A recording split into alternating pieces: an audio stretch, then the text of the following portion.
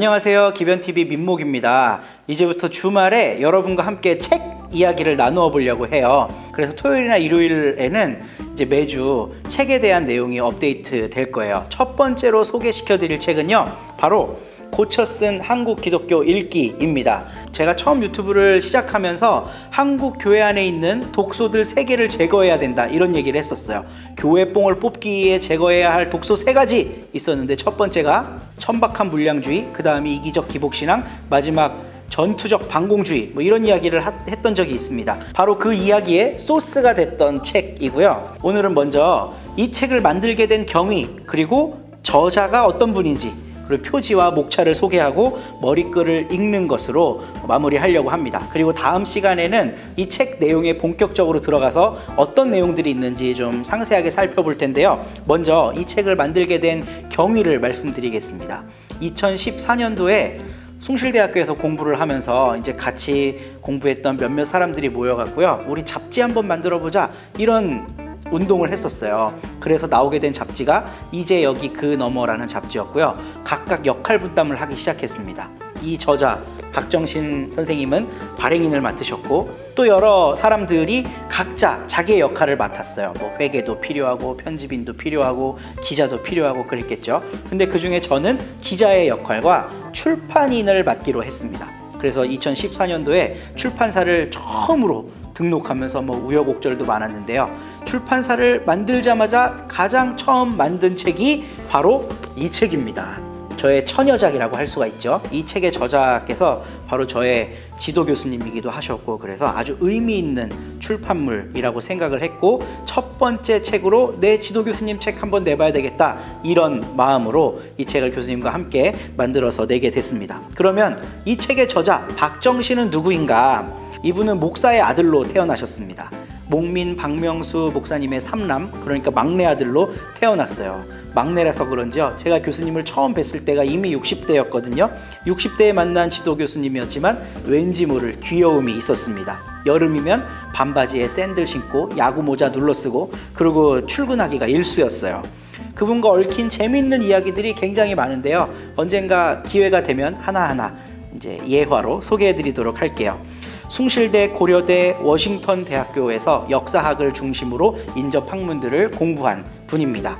그리고 책이 여러 권 있는데요. 그 중에 한 권이 저희 출판사에서 나왔다는 거 굉장히 자랑스럽게 생각하고 고맙게 생각합니다. 숭실대에서는 교수하시고 부총장도 하셨고, 기독교 대학원장, 법인이사, 좋은 건 다 하셨죠.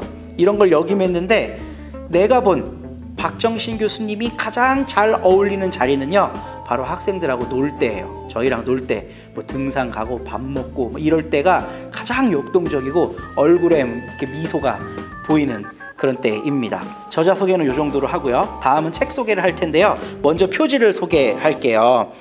이건 철조망인데 십자가 모양으로 이렇게 따낸 건데요. 김민정 선생님의 작품입니다. 이 철사처럼 꼬여있는 모습이 마치 한국 기독교와 같은데, 이 꼬여있는 기독교가 다시 회복되려면 필요한 게 뭔가, 십자가가 아닌가 하는 이런 이 의미 부여를 이 표지 디자인에 해봅니다. 그리고 이 빨간 책이잖아요. 아마 좀 보수적인 입장에 있는 사람이 이 책을 읽으면 저거 빨갱이 책 아니야? 이렇게 생각할 수도 있어요. 그래서 빨간 책으로 만들었습니다. 그런데 직접 읽어보시면 알겠지만요, 굉장히 은혜롭고요, 기독교가 뭔지를 잘 설명하고 있는 책이에요. 다음은 목차를 소개해 드릴게요. 이 책은 총 10장으로 구성되어 있습니다. 총 10장 중에요, 앞에 3장은요 예수에 대해서 이야기를 하고 있어요. 1장 예수 그는 누구인가, 2장 예수의 삶과 죽음, 3장 예수의 부활 그리고 가르침. 한국 기독교 읽기인데 앞에 3장을 예수님에 대해서 설명하고 있습니다. 그래서 제가 아주 은혜롭다고 얘기한 거고요. 기독교에 대해 알고 싶은 분은 이 책 읽으시면 굉장히 많이 도움이 될 거예요. 그리고 4장, 5장, 6장은 기독교가 유럽에 어떻게 퍼지게 됐는지, 종교개혁이 왜 일어나게 됐고, 그 물결이 미국으로 어떻게 이어졌으며, 그 미국 선교사들이 한국에 어떻게 입국했는지 까지 3장에 걸쳐서 설명하고 있어요. 4장 기독교의 태동, 5장 기독교의 로마화 그리고 유럽화, 6장 종교개혁과 기독교의 세계화, 이렇게 구성이 되어 있습니다.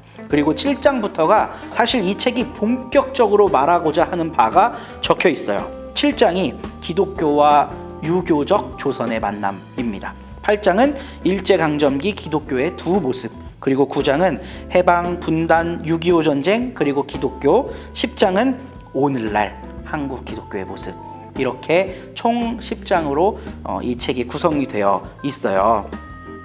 표지와 목차 들으시고 관심이 생기시는 분은요, 아래 링크에다가요, 이 책에 대한 설명, 이 책을 어떻게 하면 구입하고 읽을 수 있는지에 대한 링크를 달아드리니까요, 그걸 꼭 참고해서 보시길 바랍니다. 그리고 네 번째로는 머리글을 읽어드리려고 해요. 머리글이 몇 장 안 되는데요, 그 중에서도 이 책을 설명하는 아주 핵심적인 문장, 이제 두 군데만 제가 설명을 해드리려고 합니다. 먼저 이 시작은요, 한국 기독교가 엄청나게 많이 성장했다. 100여 년의 짧은 시간 동안 세계 역사에 유례가 없을 정도로 폭발적인 성장을 했고, 한국 교회는 세계 10대 교회에 6, 7할이 있을 정도로 6개, 7개가 한국에 있다는 거예요. 굉장히 이 엄청난 성장을 한 교회인 거죠. 그런데 저자가 머리글에서 밝히는 이 책을 쓴 목적은요, 이렇습니다.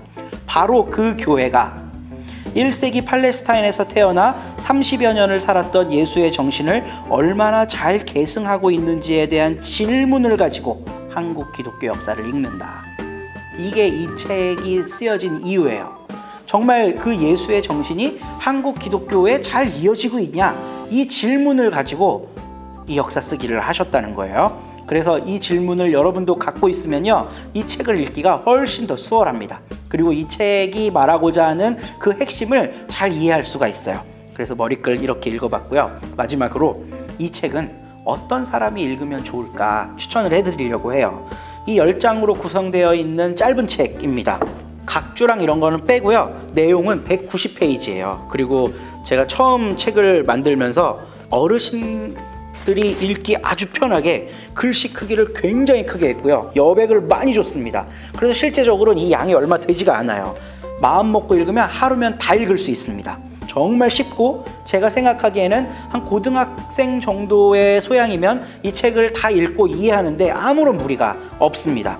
그렇기 때문에 기독교에 대해 알고 싶은 사람이라면 고등학생부터 얼마든지 읽어도 좋은 책이라고 생각하고요. 제가 추천드리는 분은 아직 기독교 신자가 아니지만 기독교가 도대체 뭐 하는 종교야? 이걸 알고 싶은 분은 이 책을 읽으시면 굉장히 많이 도움이 됩니다. 그리고 또 하나는 이미 기독교인이지만 정말 내가 믿고 있는 바가 제대로 된 건가, 이런 걸 점검해 보고 싶으신 분도 읽으셔도 좋고요. 역사에 관심이 많으신 분이 읽으셔도 좋습니다. 왜냐하면 여기 나와 있는 역사는 좀 평이하게 많이 알려져 있는 역사예요. 근데 그 역사를 해석하는 어떤 관점으로 보느냐가 굉장히 중요하거든요. 이 저자의 관점을 잘 읽을 수가 있는 책입니다. 그래서 역사에 관심 있는 분이 읽으시면 좋겠다. 뭐 그냥 아무나 다 읽어도 된다, 이런 얘기입니다. 결론적으로 얘기하면 모두에게 읽기를 추천드리고요. 오늘은 여기까지 하고 다음 시간에 내용을 상세하게 알려드리도록 하겠습니다. 감사합니다. 구독과 좋아요를 눌러주세요. 안녕. 다음 주에 또 만나요.